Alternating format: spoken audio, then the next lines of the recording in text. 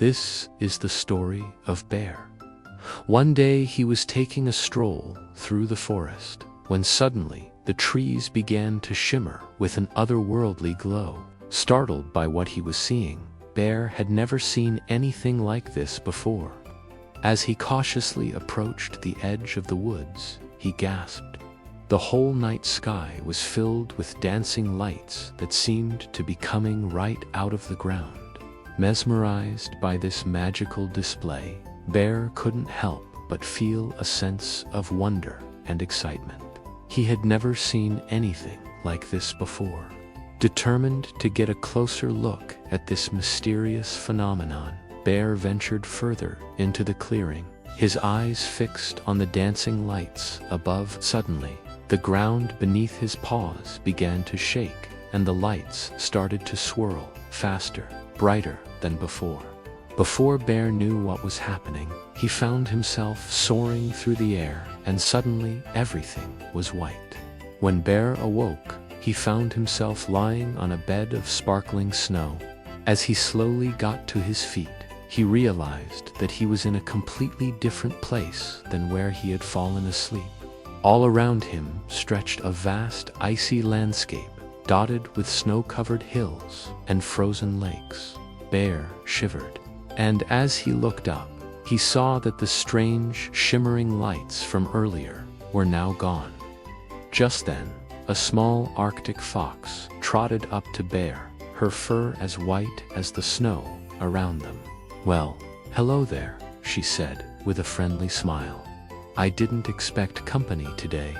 What brings you to the Arctic?" Bear explained about the dancing lights and how he had fallen asleep. "It only appears once a year. It's a magical sight, isn't it?" She paused, tilting her head to one side. "Are you lost?" Bear admitted that he was. "I don't know how to get back home." The Arctic fox nodded understandingly. "Well, you're lucky you met me. I live here, and I know these parts like the back of my paw." "What's your name?" "I'm Bear," he replied. "And you are?"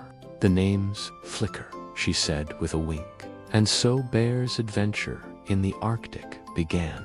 As they walked, Flicker pointed out all the amazing things Bear would find in this icy wonderland.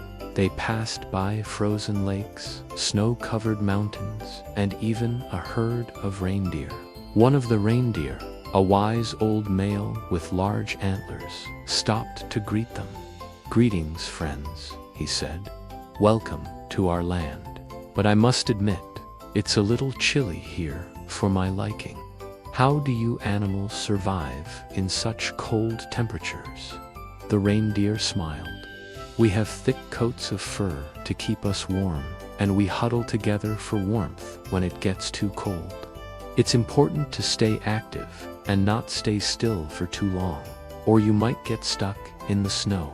Bear shivered, thinking about getting stuck in the snow. That sounded terrible. But he had to admit that the reindeer's thick fur coat did look very cozy. As they continued their walk, Flicker suddenly perked up her ears. "Do you hear that?" she asked excitedly. "What is that?" Bear asked, listening intently. In the distance, they could hear the sound of bells jingling. "It's a sledding hill," explained Flicker. "Let's go see what's going on." Soon they reached a large hill made of packed snow and ice. At the top of the hill, several children were gathered around a sled, their laughter echoing across the frozen landscape.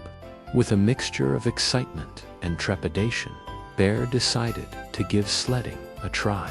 He had never done it before, but with Flicker and the others showing him how, he was sure he would be just fine. After a few attempts to learn how to steer and stop the sled, Bear was finally ready to go down the hill. He sat down in the sled with a deep breath and let the wind whip through his fur as he raced down the icy slope.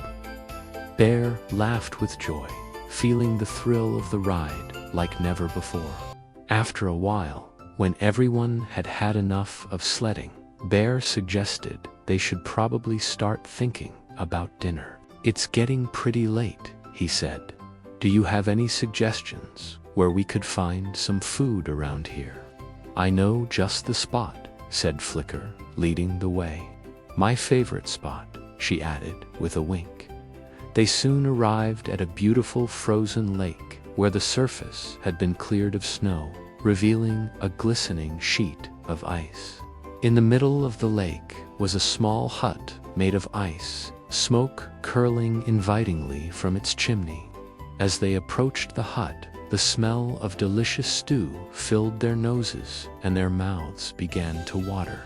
Wow, what a cozy-looking place, Bear exclaimed. I can't wait to see what they have inside. As they knocked on the door of the ice hut, a small penguin waddled up to them, his eyes wide with surprise. Oh, hello there, he said. I didn't see you come in. Can I help you? Bear explained that they were hungry and were wondering if they could buy some food. Of course, said the penguin. Just come on in. As they entered the ice hut, Bear couldn't believe his eyes. Inside was a cozy kitchen filled with all sorts of delicious food. There were bowls of stew, plates of fish, and even a loaf of bread sitting on a nearby shelf. It looked like a feast. Thank you, the penguin replied with a smile. I'm glad you like it. Please, make yourself at home. But as Bear was helping himself to some stew, he noticed that the penguin looked sad. Is everything all right? He asked. The penguin sighed.